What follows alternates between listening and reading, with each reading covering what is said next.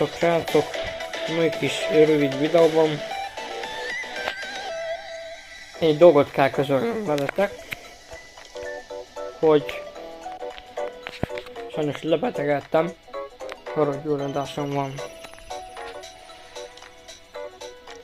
És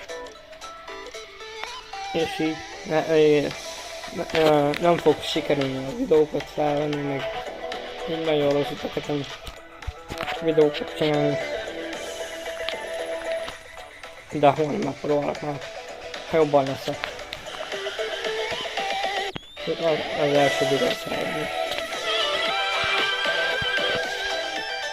De addig is boldog új volt, mindenkinek a boldog is.